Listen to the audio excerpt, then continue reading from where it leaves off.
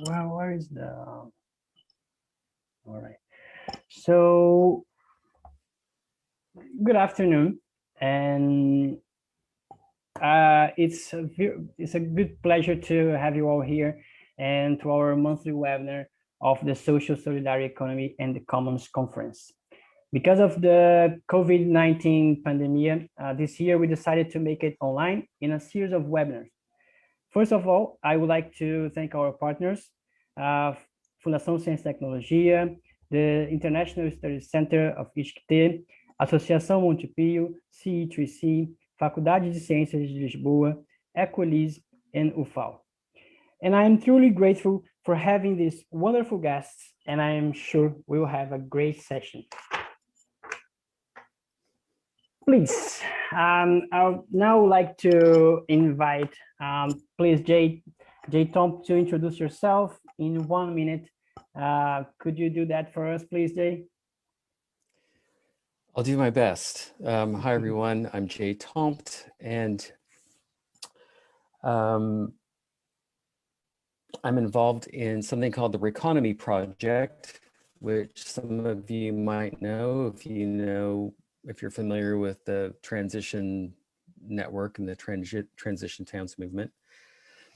I'm involved in another social enterprise in Tor Bay. This is in Devon, in the southwest of England. That is we don't really have a good way of describing it. It's kind of a catalyst for economic transformation. Let's put it that way. And this is the kind of work that I've been doing for the past 10 years. And about 5 years ago, I started teaching part-time at Plymouth University and trying to teach a little bit about citizen-led economic models and so forth. And then last year, I joined Jonathan at Schumacher, teaching on the regenerative economics masters. So I think that's me in less than 1 minute. Thank you, Jay. And also I would like to, please, Duncan, could you introduce yourself in hardly 1 minute? Okay, I'll try. Thank you very much. So my name is Duncan Crowley. I'm from Ireland, but I live in Lisbon. And I've been, I suppose, on the road for a good few years. I'm coming from more the activist world, but I'm now recently getting into academia. I'm doing a PhD about community-led eco-cities in ISCTE, connected with the Dynamia Set research group. But I also work on the UrbanA project, which is a 3-year Horizon 2020 project on sustainable and just cities. And with that's with Foucault and the ecology research group CE3C in Foucault. As well as that, just literally from last weekend, I've been happily elected to the EcoLis Council of 11 for the next term, and also the interim co-president, which I'm very happy to accept and take on the challenges. And I'm also involved in degrowth and also part of the co-founding team of the new Portuguese donut economics group. I was involved in the Irish group for some time, and really I'm interested in building bridges between all these different communities and projects and movements in the face of climate breakdown, and I'm hopeful that we'll get there because we're very creative and there's a lot of amazing people doing amazing things. So very happy to be here. Muito obrigado. Thanks, Duncan. And as the commentator role of the day, we have Jonathan Dawson. Could you please introduce yourself in 1 minute? You are unmuted. You have to. I suspect it's going to be a good deal less than 1 minute. So I'm program lead for the master's program in regenerative economics at Schumacher College. Have been in from the beginning. This postgrad program is 10 years old. We've seen a lot of wonderful folk, including Felipe himself, come through the program. Before this decade here in Schumacher College, I spent a decade doing similar work in Findhorn in the north of Scotland. And prior to that, had about 15 really stimulating years working in appropriate technology development as a social scientist mostly in West Africa, but also a little bit in South Asia as well. So I think I noticed that my work in Africa particularly has kind of deeply influenced who I am as a person, and both intellectually and at a soul level. Thank you, Jonathan. And I am Felipe Cunha, and I am a PhD researcher at ISCTE, now on political science, and I'm very interested on the commons-based initiatives and the social innovation. So please let your microphone off while you're not talking. If you have questions, if the audience and the other participants have questions and insights that you want to share, please just type in the chat box, and then in the end, we'll try to answer as much as we can, or we'll try to address to our speakers. So the capacity to manage our common resources and life sharing is increasing each year. The successive crisis of socioeconomic mainstream system, the pandemic, and the lack of trust in the current political system all around the world is revealing our social fragility and enhancing the necessity to recreate our collective meaning and to strengthen our community bonds as a way of taking our economic system more human, environmentally friendly, and regenerative. Apparently, the urban environment with all its challenges seems to intensify all this. In the last decade, commons-based initiatives have increased in number and diversification of projects. Technological development are at full speed and growing, and also challenging job structures as well. In this context, and based on your experience, please, Jay and Duncan, what will you see in the what can you tell us that we're going to see in the next decades on commons initiatives? What can we expect, and what are the main opportunities and challenges? Are we about to see the rise or decline on commons in the urban environment? Please, Duncan and Jay. Okay, if Jay wants to go first, I'm happy to. Okay. So the question is asking us to look into the future a little bit, and if there's one thing that I'm really good at is predicting the future. No, that's a joke. I have no idea. But I think you know, I've got a couple of thoughts here. One is that when we're talking about commons-based initiatives, we're talking about a lot of initiatives that we're choosing to look through a common lens in order to describe them and to sort of, I think, to sort of advance commons-based thinking really in a kind of commons frame.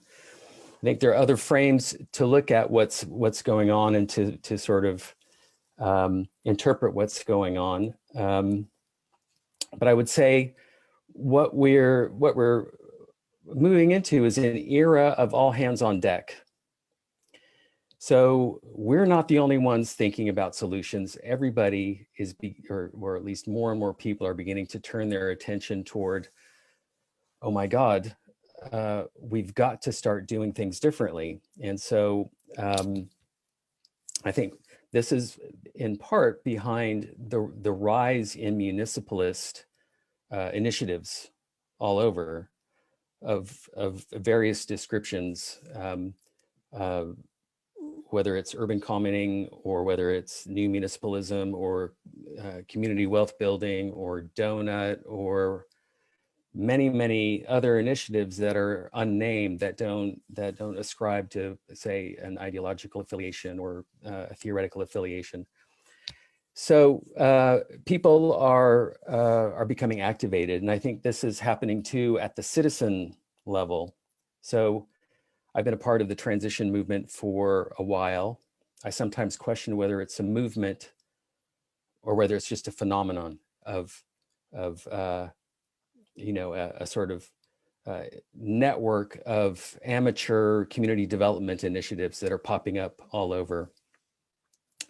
But anyway, while that has been blossoming, there have been blossoming of just, you know, thousands of other initiatives led by citizens who are just taking action. And how do we interpret that? Are they citizens or are they commoners? some of the projects and some of the thinking behind the things that people are doing as, I would say, as citizens.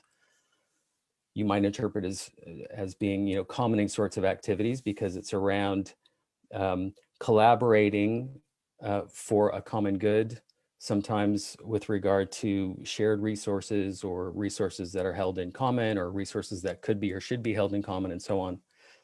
So I think we're seeing tons of that. And I think we'll see more of it because, you know, things are going to get worse before they get better, and it's going to activate more and more people to take action. And I suppose the last thing that I see as being a big driver going forward is the announcement by Biden yesterday. I don't want to read too much into it, but, you know, if the United States is making a commitment to have their emissions within 10 years, that's going to open up tons of possibilities. For sure, in the United States, it's going to put money in the hands of all kinds of people doing all kinds of things. And I think what people who make policy understand, and especially people who make policy at subnational governmental levels will understand, is their organizations cannot make the change by themselves. So I think there's going to be a natural inclination to reach out, to collaborate with citizen groups of all kinds, and there'll be money and resources to do that. And this will be the next 10 years. And then there'll be the 10-year block after that and the 10-year block after that. So I think we're going to only see more and more of these kinds of things. Whether it fits neatly into a category like commons or something else, I don't know. But I think that the common characteristics will be those kinds of things, more and more action. And I think, am I taking too long, by the way? Okay. So I was going to say, you know, I think a lot of, at least some of the things that I'm involved with, I would describe as being sort of proto-commoning. So in order for someone to really be a commoner, they have to have some know-how. They have to be able to have a sense of security and trust in their fellows, and there has to be opportunities, spaces, places, time, in order to get together in ways. And so the kinds of activities that I've been mostly involved with in these past 10 years include addressing those three things. So trying to build trust, trying to build capabilities and capacities, and build the know-how in order for citizens to take on more and more ambitious kinds of projects. I think maybe I've said enough now, but I look forward to your answer, Duncan, and what comes next. Okay, I'll give it a shot. Very much in agreement with a lot what you said, Jay. I think the keys to that are community and active citizenship. And I think people are finally realizing the extreme situation of climate breakdown. You know, people have been talking about it for decades. You can go back to Murray Bookchin and others back in the 60s if you want. But 2019 was a game changer. Both Greta and many other young climate scientists taken to the streets, as well as the really full-on IPCC reports pointing out how bad the situation is. So I'm hopeful that there has been a wake-up. That's good. But then the next stage is, well, what do we do? How do we take this anger and frustration to the next stage? So I think one of the challenges in that is to try to become active at all the scales, from your own backyard all the way up to the global. So, and that's difficult to do. No, this kind of, we're working translocally, connected in network, we're global and local, etc. And a lot of it is about experimentation and about finding those safe spaces, those communities to learn, to be able to connect into as well is very important, because I sometimes see, be it in degrowth or transition or many others, that there's a kind of almost like a closed invisible threshold. The ones that know, you know, the professionals, and the ones that don't. And I think if we're able to bring that down, those thresholds, then more people can start getting involved, learning and finding their place, because there is a place for everybody in these moments and everybody is needed. some of the things that give me inspiration, I was part of the occupations in Spain in 2011. That was very interesting because the dialogue happened in the public realm as opposed to, you know, a closed space up there. And people were coming on, what's all this going on in the square? But then very quickly, people were going, this is like, you know, just a few years after the big crash, people going, they're talking about my situation and they're talking about my reality. You know, my family have lost their job. So when it becomes real to people's real needs, then they've an interest to engage and participate. And very quickly, we saw that grow very quickly.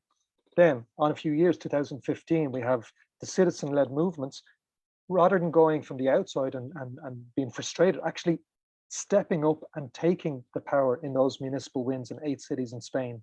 2 years later, we see that in Barcelona, especially, you know, where the first woman got elected in 2000 years, the start of a feminist democratic revolution.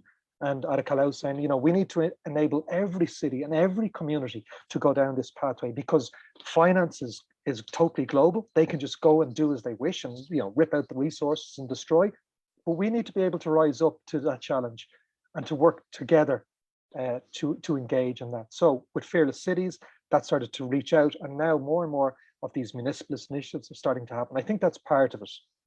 In the last few years, Donut Economics, I think, has been very helpful because it's offered maybe a helpful visual about what's going on. And I think language and framing and the stories that we're telling are also very important. So people are coming to this from different levels of engagement or understanding, and that's fine. How we start working together, that's one of the keys. So I think one of the aspects which interests me and which I'm trying to explore is looking at the fractal. Now, how can we engage in a kind of, in a way that working at the very small and the next scale up and up and up and up. So for example, like the way the river networks work, you know, and we looked at this in Curitiba in Brazil, taking the rivers of the city and then going into one and going into one and going into one, and then imagining that river could act, that basin, mini basin, could actually be the base of a geographic base for an assembly, a community assembly embedded, nested within the next one, and the wider and the wider. Because often the rivers are the borders between one community or another, or even countries. No? So actually working together, that's one of the challenges. And it's not easy, but trying to engage, that's part of the challenge. I take inspiration from Rojava, what's happening inside this vicious civil war that's been going on in Syria. The Kurdish peoples building a feminist and anti-capitalist process of engagement from assemblies from the street, the block, the neighborhood, out to the wider town, city, and then into the bioregion. And in a totally different way, inspired by Gaia Education and the Global Eco Village Network, we've got the Eco Barrio Sao Paulo, the Sao Paulo eco neighborhood, where Lara Freitas and others have been for a long time working on a process very similar, working on the block, the street, the neighborhood, and then the network of neighborhoods together. So I see that there's solutions starting to come from different areas. And I think part of the challenge is to make the connections. So while everybody's putting all their energy into one thing, the need to go outside of our community and to go to others, and especially in themes of that's coming up like last night with Drift and many others, looking at a more feminist and an anti-racist capacity. Because as Transition in the UK have been doing very well recently, and Jen, they're saying, how come all these European how come all these European green movements are also white? Where's the diversity? So that's part of the challenge, to reach out, to understand, to connect, and also solidarity, to make the link. So if I'm living in my city here in Lisbon, where's my money going? And do I know that I can somehow be affecting my friends, the indigenous communities out in Brazil or in the Amazon in Peru? Because we have to look about what is practical solidarity and how can we establish greater means of working together. I don't think we've all the answers, but I think there's really hopeful processes emerging. I say this having been on the streets in Copenhagen in 2009 with the indigenous people when we were doing the climate forum and the climate caravan, and the riot police were trying to beat everybody, stopping the delegates leaving the COP to engage with the citizen movements. I've hope in the citizen movements. I've hope in us, the citizens of the world, coming together even better than we're doing, stepping up better than we are, and imagining, visioning what it means to live in this ecological way, using regenerative process to fix the damage that's done at all levels, because there's huge damage done, including the social, how we interact together, and then working out how to go forward. It mightn't work, but it might, and at least we can give it a try. And then the last thing, just to finish up, I think the people, it's still, there's a small group involved and there's all the other people who aren't involved. How can we get them involved? How can we present things in a way that are accessible, interesting, exciting and appealing to them at all levels, that they want to participate and that the space can allow their participation and allow things to grow from that. So even though it is tough times, I find moments like this moments of hope, and I'm very happy to look forward to how we move forward.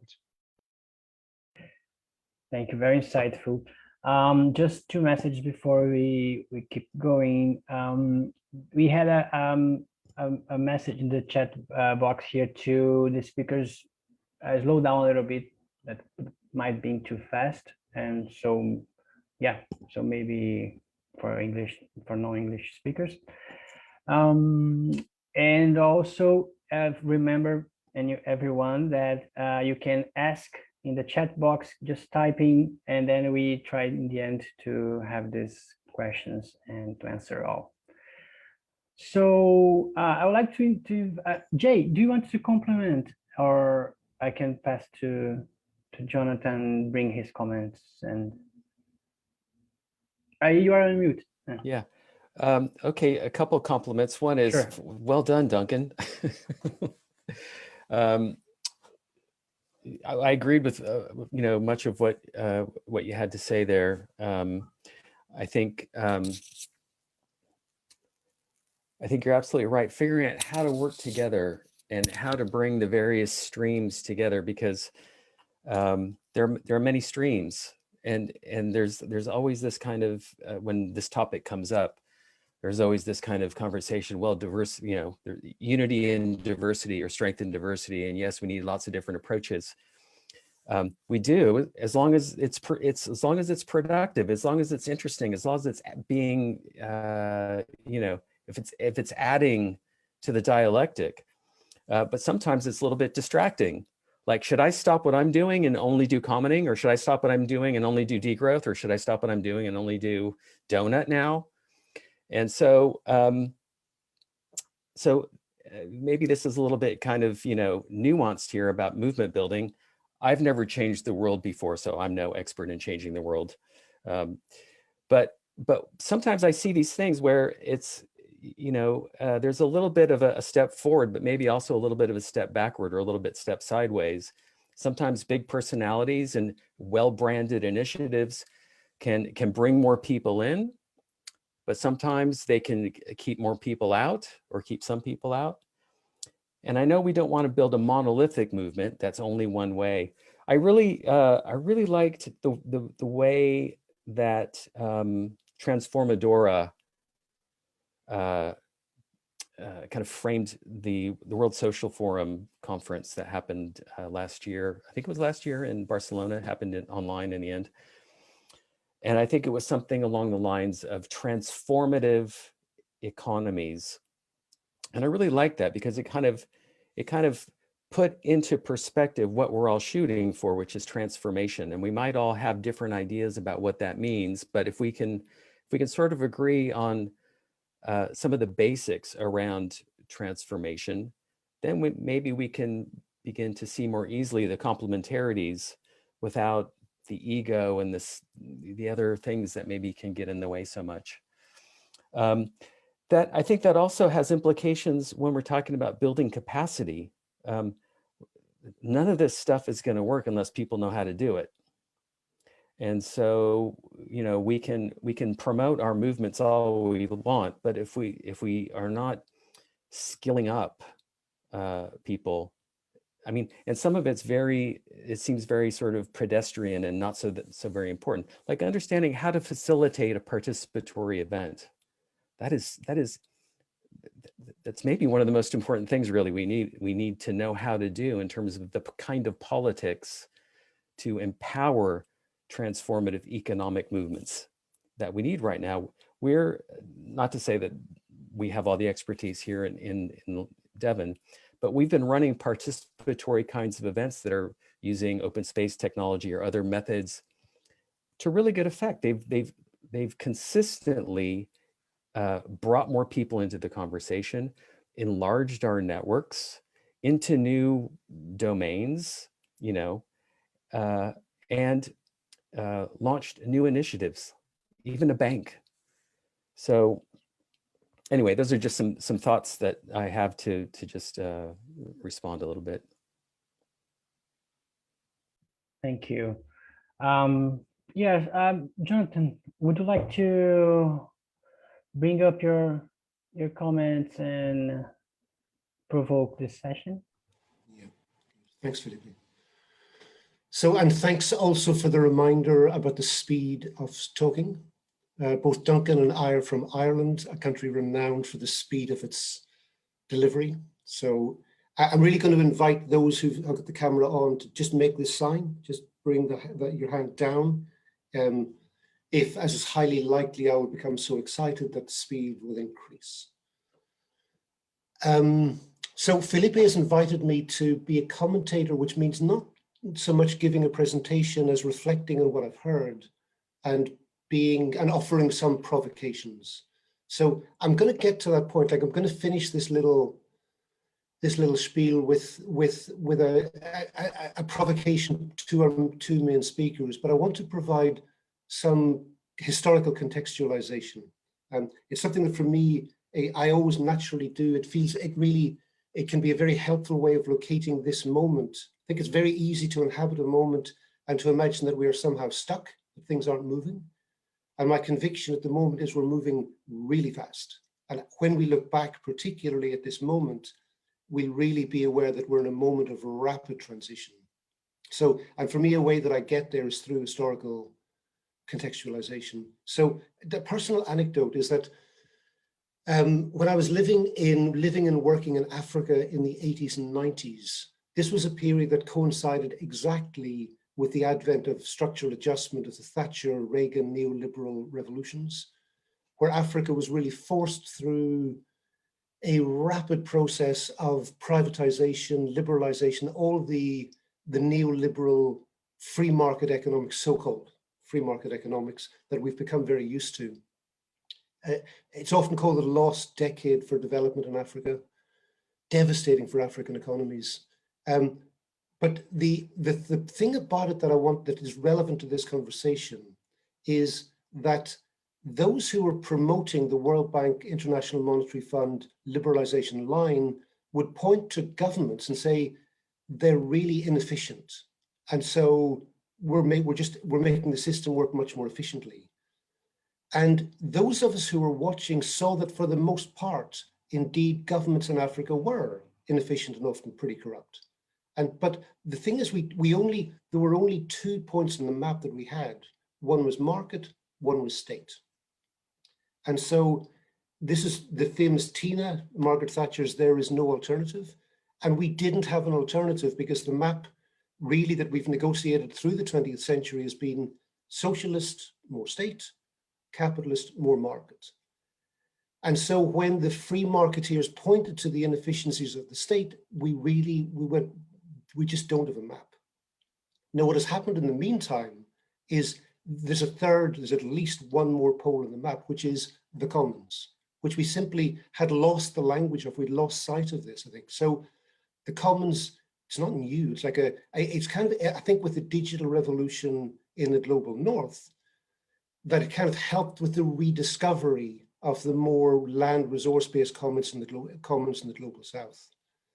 And certainly for me, the excitement of, and again, I think it's something that we really emphasize in the regenerative economics program that Jay and I teach on, is the point that Duncan also made about the power of narratives and language. And simply by creating a language, by languaging a phenomenon, by providing a language for a phenomenon that may already have been there but wasn't so much noticed, we're already strengthening. It's a more complete version of what's already happening. So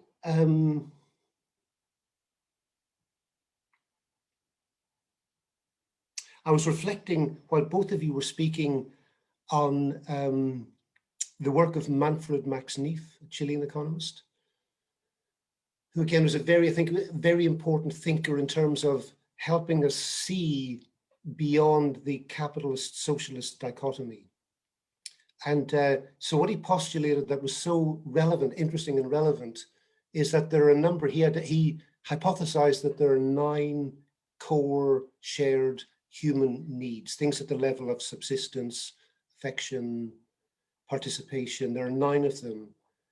But these are common across societies, he postulated, but the way in which we satisfy those needs are culturally determined.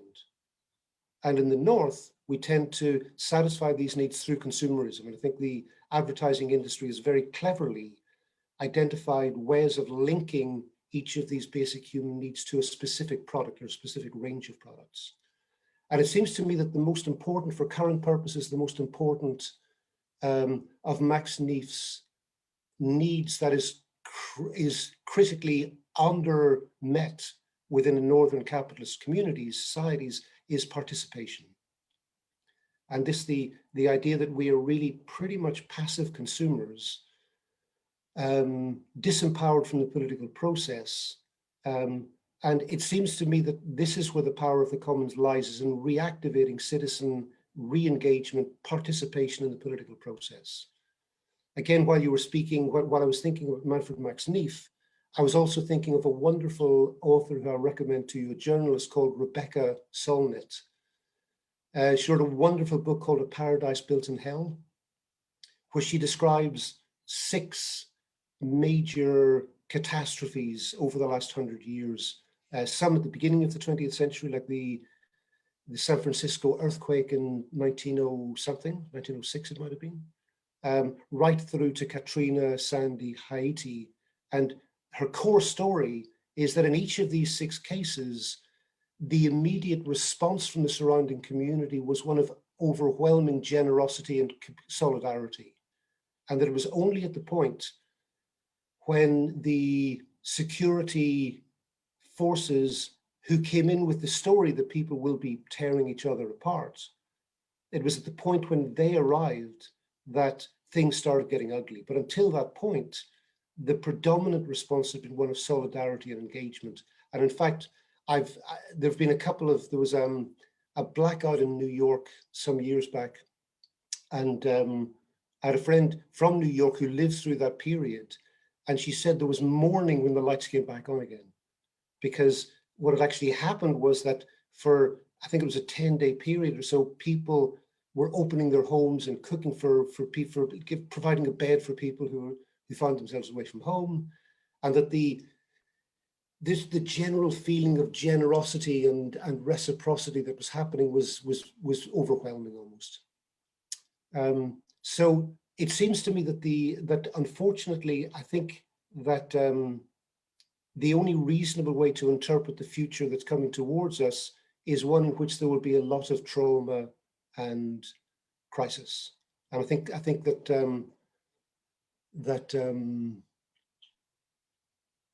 that one of the key skills, this kind of lending a little bit on what Jay said as well, is that one of the critical skills is knowing how to sit with trauma, with difficulty, to hold meetings, the social process. I think this is one of the things that eco-villages continue to be really strong at, is developing processes for sitting with crisis, for holding people who are suffering and enabling the power to translate into something more participatory and powerful.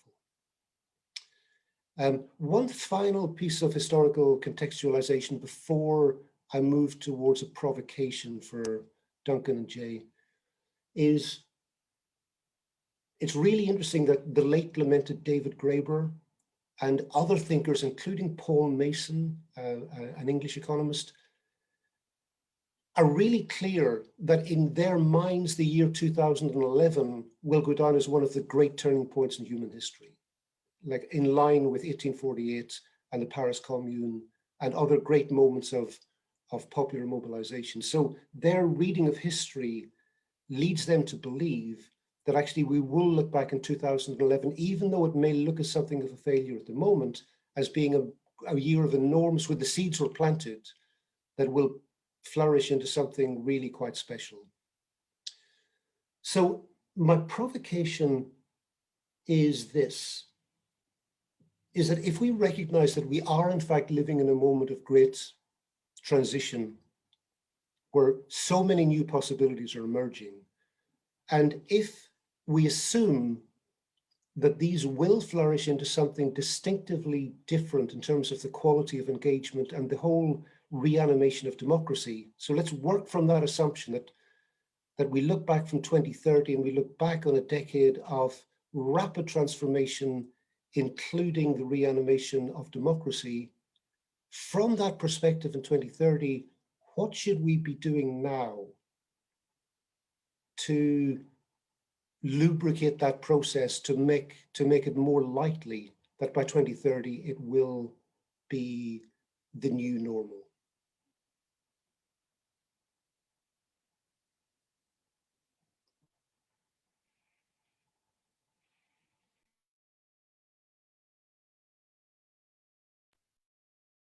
I can step in and give it a shot.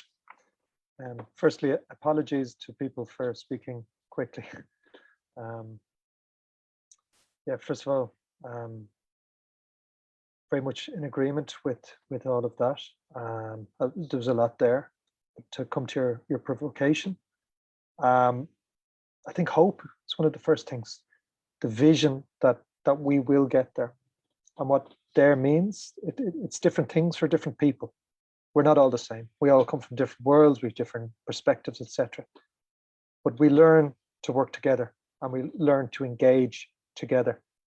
At the moment, sadly, we see the polarization growing with the extreme right coming back somewhat.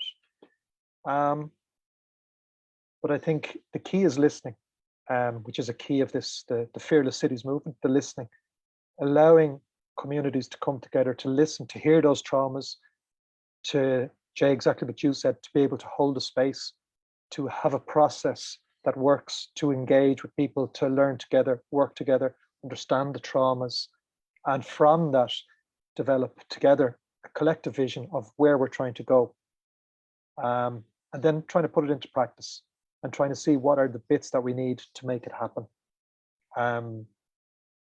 I think I definitely think it's already happening.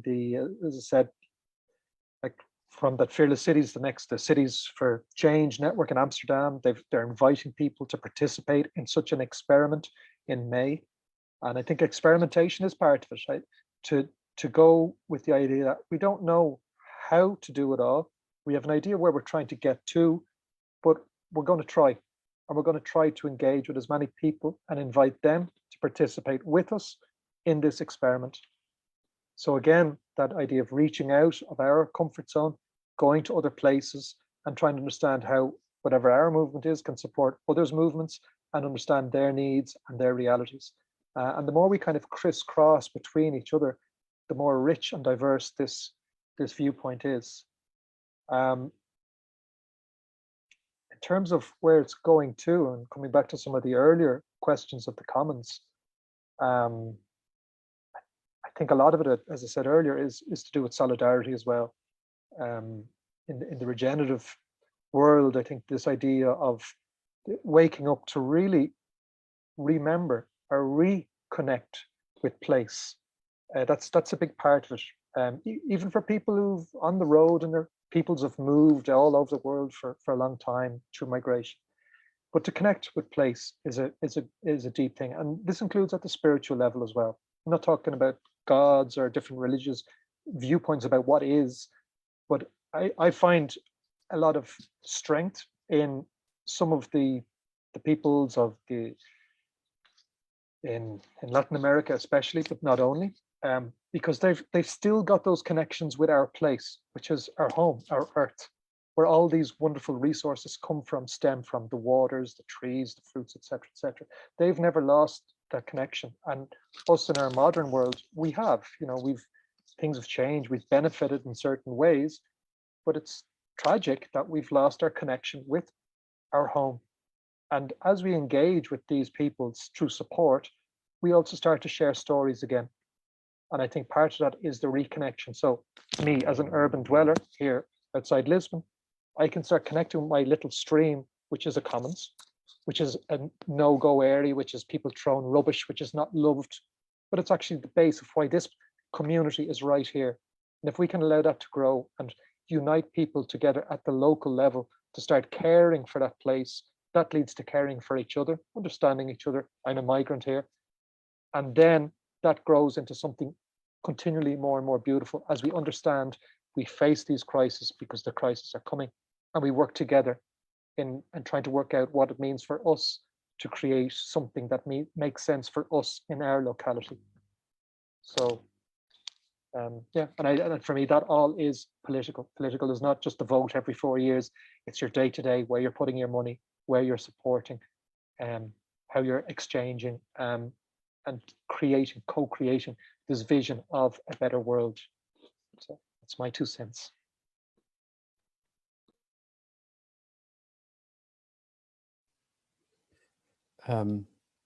Thanks for that. Your 2 cents were packed with value. I agree with pretty much everything that you've said. I really loved your provocation too, Jonathan. So I had a few thoughts about what should we do. I was reflecting on things that I'm involved with. And I think, you know, for some of us who are involved in doing things that are working, we need to keep doing those things. We need to keep plugging away, so to speak. And, you know, trying to include people participation in transformative projects of whatever kind, giving people more confidence, more skills, and so on. So this is very much a grassroots kind of activity, and we need more of it. And more of it will create the conditions for more of it, and so on. And so I think in that regard, we kind of stay the course and keep doing those things. I think another thing that I would say, which doesn't contradict anything that's been said so far, but maybe puts a slightly different spin on it, is we need to roll up our sleeves and actually start doing stuff. And by that, I mean, we need to roll up our sleeves and start reinventing the economic system. So my starting point, I know everything is screwed up. everything is horrible. But for the most part, I think that the big problems that we face are a result of the kind of economic system that we have. The reason we have political corruption is maybe there are many reasons, but I think one of the big reasons is because of the kind of political, or because of the kind of economic system that we have. So we need to reinvent the economy. And so whatever your lens, whether it's, hey, let's relocalize because it'll reduce our ecological footprint, or let's reduce our ecological footprint, so let's reinvent the economy, or whatever, we actually have to do it. We can't just keep talking about it, and it doesn't matter how many books we read about it. It's not going to get it done until we actually like roll up our sleeves. So this also implies a whole new skill set.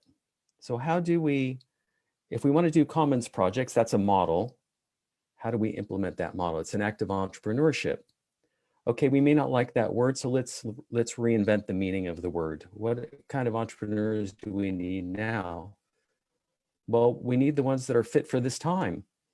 Whether the entrepreneurs are going to start up a commons project or a cooperative or a social enterprise or whatever other kind of adjective you want to give to it, there's some skills that are required. And we need more people with those kinds of skills who are willing to do it, and more people who are willing to participate in the process, because it's not only about the person who's starting up the commons project or the cooperative project. They're investors, they're experts, there are all kinds of roles that can be played.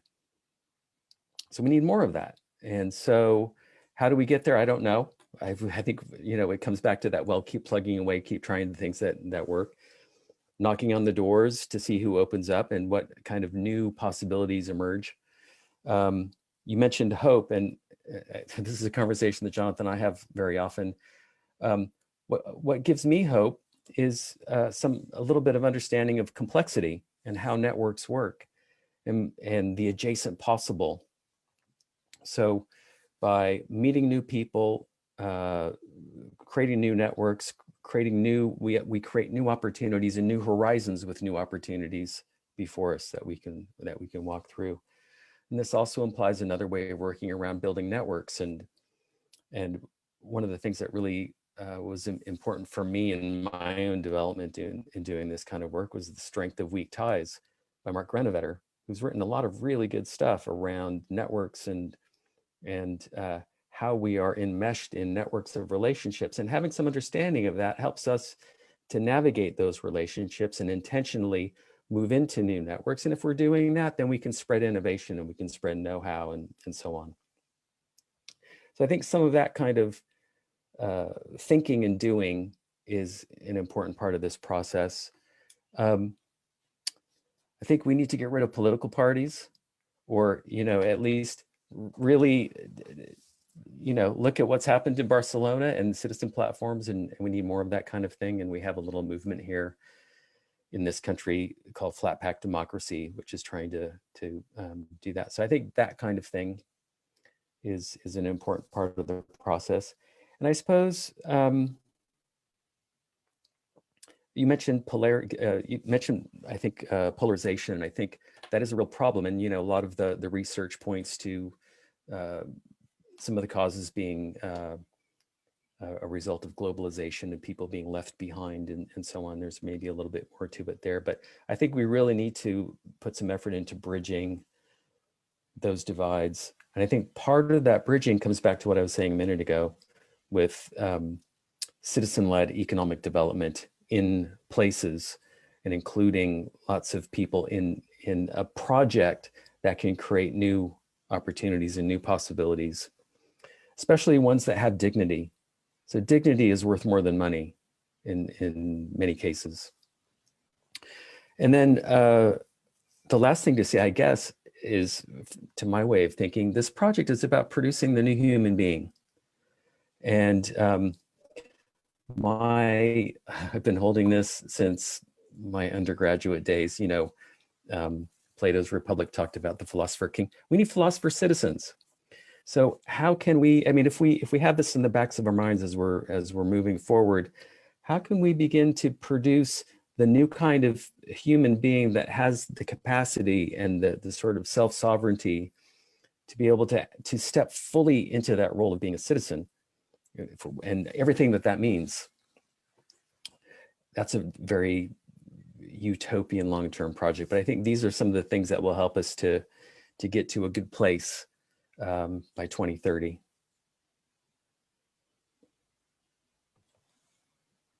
Felipe, can I come in again? Am I invited back in? Definitely go ahead. No, you are, yeah, Good. of course. So I want to return to my provocation, but before I do that, just a few comments. One is I'm reflecting, I really appreciate the way Jay finished there, this thing about the importance of culture and citizenship, active citizenship.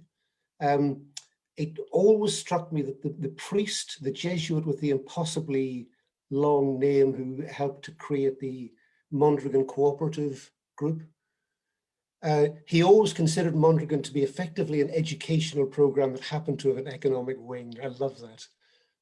And it's something that the cooperative movement in general has been really strong on, creating universities, educational centers, where the aim was not just to change the ownership of the means of production, but was to fundamentally to enable human culture to flourish, that fundamentally it's about human culture. I think that's really important.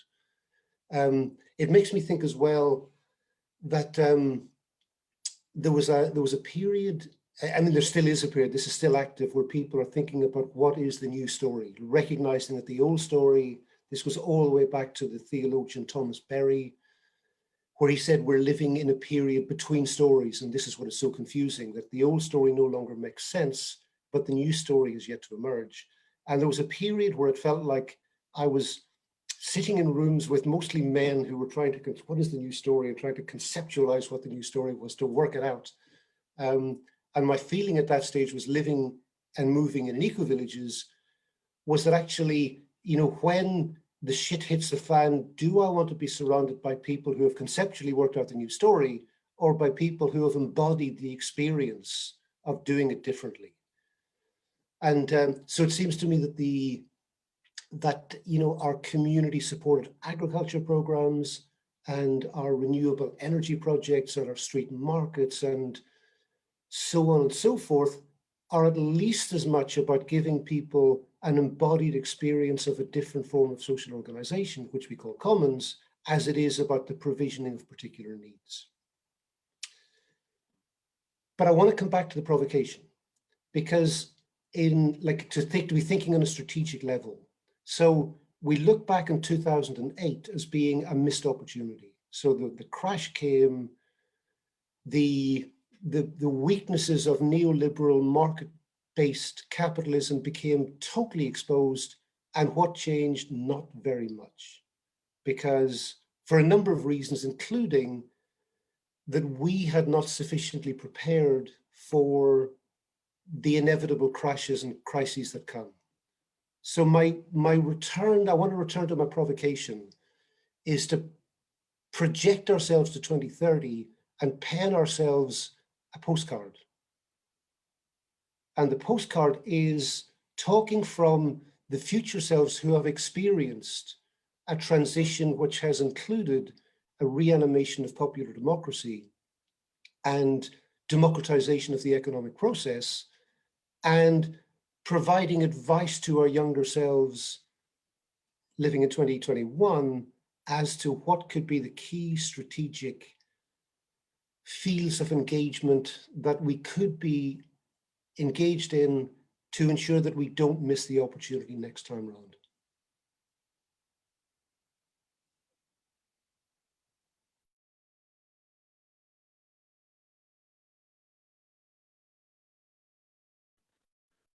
If you want to go, Jay, or? Well, gosh, it's a tough one. I feel like in some ways I've given my best answer. I don't know. I don't know. I think I don't know. It could be that whatever we do or don't do, things are going to play out in some way. The reason 2008 was a missed opportunity is because we didn't have the political power on our side. So maybe the forces are bigger than what we represent in our movements. If what we represent in our movements are innovative niches, then there's a fundamental uncertainty there about whether or not any of the things that we're doing will be taken up by sort of the wider stream of society and the wider stream of political culture. So I think, that's a horrible answer. I think if we got off Facebook, that would be a start. How's that? Over to you, Duncan. Yeah, well, I'd agree with that. Yeah, it's what's coming up is to do with communication and leaving the destructive system and learning how to identify what is the destructive system, boycott it, leave it out, build alternatives, and engage in a culture which is continuously questioning and asking questions and testing and learning and moving forward, again, at all the scales. So from the community here, the assembly, through a proper, clear communication process to enable the inputs of all people, all citizens in that community to actively participate. But then that it's not just a talking shop, that it's all those things that people are skilling up, they're learning, they're making, they're rolling up the sleeves, and they are making the change. So, if it's starting to plant more food or clean the rivers and allow that is the start of the transformation at the very micro, but then how our little group here feeds into the next level, and then that up to the next level. I definitely see that this assembly structure is one of the keys. This communication process is one of the keys. I think I go back to, it's almost like football now. It's like you've got your home games and your away games. that we have to sort out our backyards, and that's continuous work. But we also have the away games. There is moments when we do need to go to the streets, we do need to shut stuff down, we do need to apply our pressure in a coordinated, global, caring community. So, you know, if Bolsonaro's rolling out for more, allowing more destruction of communities, then we can all approach our local embassies and shut them down or something like that. You know? The idea as well of engaging that in a kind of hub-like way, which the Global Eco Village have done in their last 2 summits, no? Rather than just putting on a summit, it's a call to action, a call to co-creation, to invite people in their local area to connect together and to connect together in a network sense. So I think that's going to be part of the toolkit of change. So I think communication is the key. But again, just to finish that, in a listening sense, that's really important, as was demonstrated in Ireland in the last few years when we did see the polarization. We had very much a listening, a small scale, respectful dialogue happening around the 2 referendums on gay marriage and the abortion repeal process. So having real conversations, listening, finding out what people need, where they are, and then trying to work out a vision together about where we're trying to go. I think that's a start. Yeah, thank you. I'm here with loads of insights and well, I think you really grounded the discussion and we passed through the realities and opportunities. But one thing that Jay just said, that it didn't have the political power, and it resonates like a lot to me, because one example that I can say about Brazil that I've lived myself, when we had the manifestations, just like Duncan said, like the Occupy movement and well, the Arab Spring and the manifestations in Brazil in 2013, that was huge. But what this lead us to, what this take us, where did we go? Where did you go with all this? And the political power and the power is so big that what came up to Brazil after this was a coup. Dilma, the president, they kicked her out, and it just appeared Bolsonaro. So what I want to see, if you have any, if you know where the institutional power is changing from these commons initiatives, if there's these commons initiatives are really challenging the institutional power, and what will be possible to do. I can step in quickly. I think yeah. Scale is important. So identifying if it's the national is one thing, and that's one situation.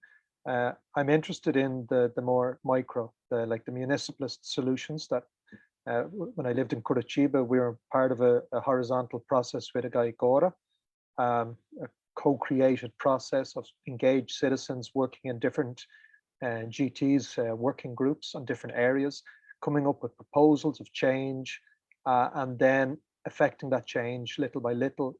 He eventually got elected and started further enabling that change and bringing more actors, stakeholders into this discussion, especially going into the periphery of the city, engaging voices that had been excluded by the mainstream system for a long time. So that's at one level. And there's many other, like, what gives me hope is a lot of the strong women, strong Black women in Brazil. And we've seen that the system, what it will do to resist that. We see Marielle, she was a leader. She stood for her communities. There was a voice there. So that's again where solidarity needs to come in. It's tough, but that's just, I think exploring how to make the local better while building solidarity. Yeah.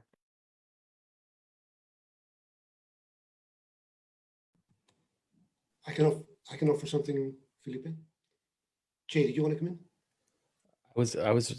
I could come in, or you could come in if you're ready to come in. Okay, I'm ready to come in. Again, a little bit of historical perspective. is that, you know, we're talking about the power of the current power structures. It seems to me there are very good reasons for believing that these structures, which appear very powerful at the moment, may be much less powerful, may be much more threatened. Their power may be much more threatened than we sometimes imagine. So it seems to me that at the moment, in Britain, we've got a right-wing government, more right-wing than any we've ever had, which is imposing socialist policies. Not out of any ideological conviction, but because they get no choice in the face of the pandemic and increasingly in the face of the impacts of climate change. So it seems to me certainly I've just finished reading a book by Tim Jackson, formerly the author of, his first book was Prosperity Without Growth. His new book, which is wonderful, is called Beyond Growth, I think.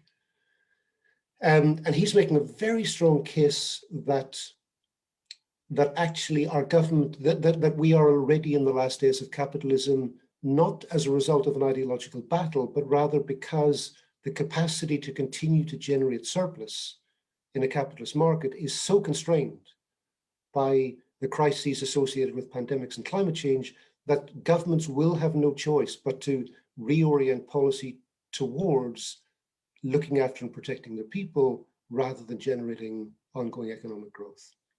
So I just want another little bit of historical perspective. I find this plausible, not inevitable, but certainly plausible. The other point I wanted to make, specifically in terms of my own provocation, in response to my own provocation, is, and it comes down again to the power of language. So we've got this concept, I wonder if you have this concept in Portugal. We got a concept here of private-public partnership, which effectively is another way of saying the state shrinks further and delegates to private sector the undertaking of functions that traditionally have been government functions. You've got them in Portugal as well, usually with disastrous consequences for state services. Now, let's imagine a new concept, which is not public-private partnership, but public-commons partnership. This has been proposed by Michel Bowens of the Peer-to-Peer Foundation, where cities, where particularly at the municipal level, the authorities enter into partnership, not with the private sector, but with its own citizens in terms of the undertaking of multiple, so to move beyond there being a state bureaucracy that does, for example, social services, but rather consciously engaging, animating the passion and knowledge of local people in their own areas. And I think places like Bologna and Barcelona are already clearly pioneering this route.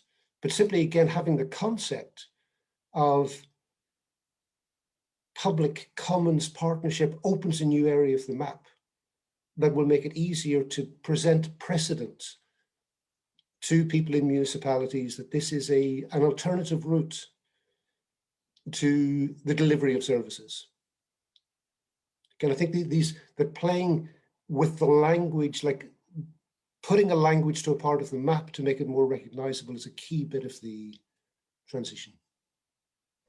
Thanks, John. Jay, please just let you know that we are already past our time to finish, but I don't want to stop now. So please, Jay. Well, I'm happy to keep going if everybody else is interested in going. I guess I'll bring in a slightly different perspective. So your question was whether or not these kinds of commoning activities have any effect on institutional power. I think they do. I think it's obvious. Whenever you have people getting together to do stuff, that generates some power. Wherever you have power, you have people who are interested in working with power, you know, working the field, working the opportunities. And when they're politicians,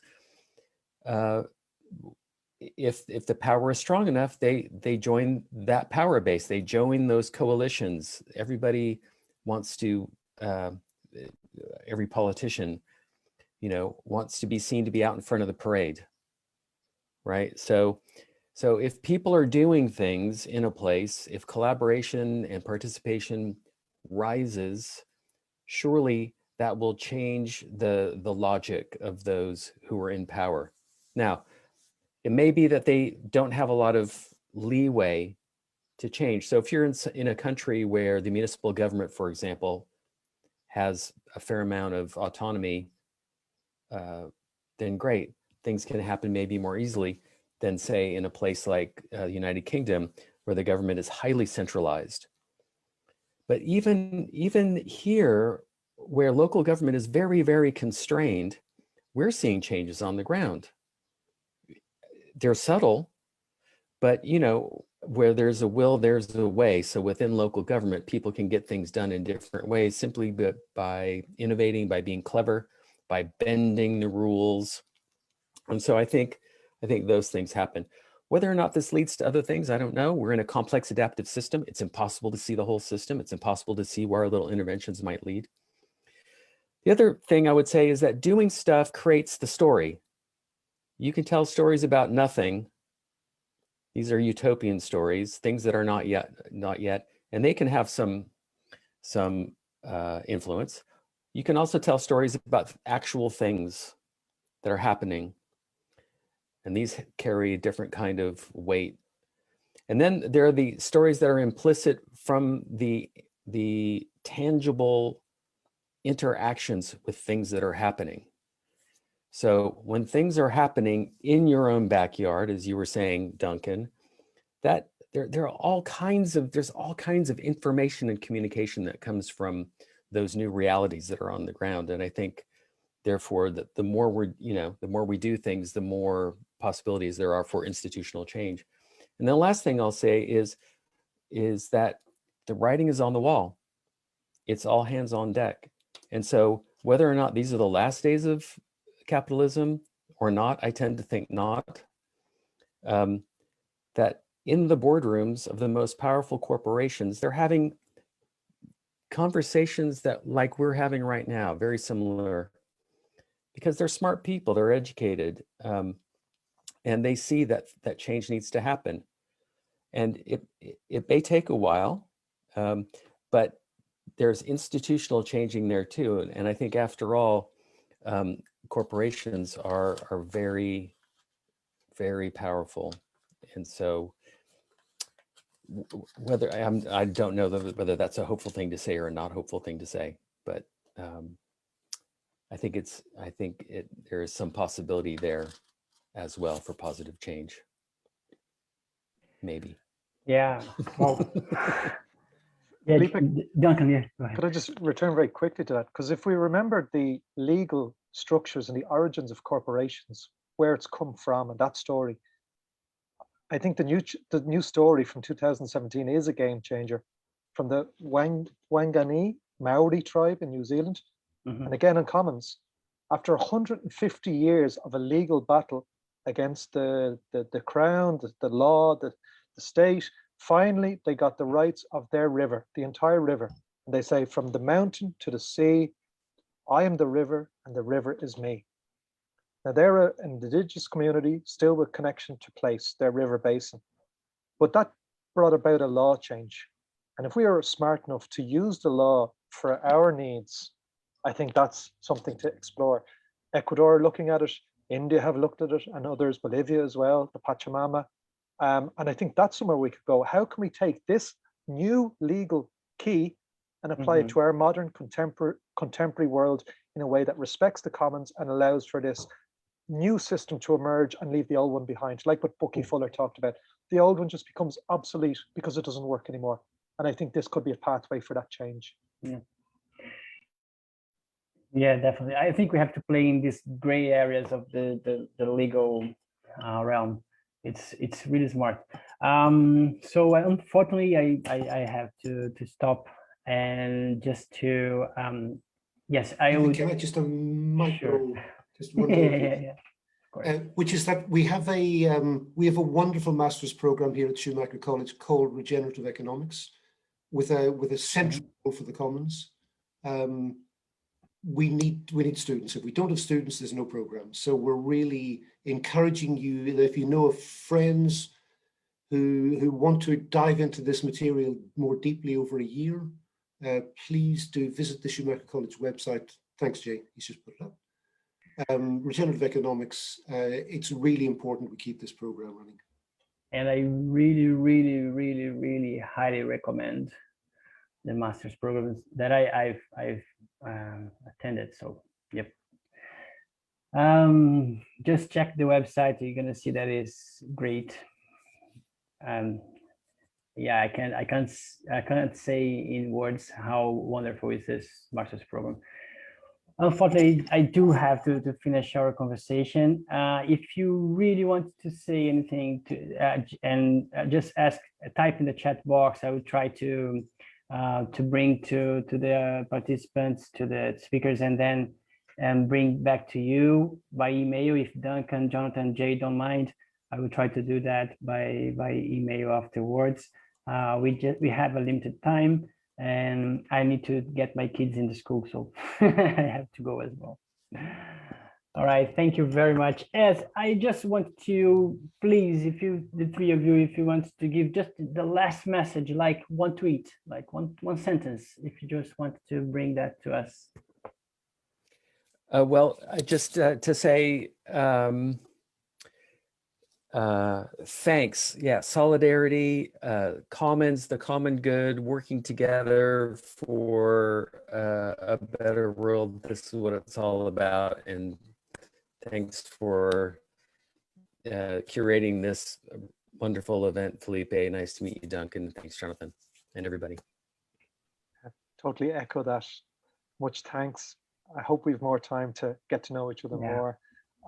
This is hopefully a first step. And to everybody, the one thing would be just love what you're doing, follow your passion, and just love that change. I would just add that conversation is a beautiful, convivial, and frequently powerful practice. Go forth and converse. Thank you very much, all. And then I will finish our conversation. Thank you. Bye. Bye.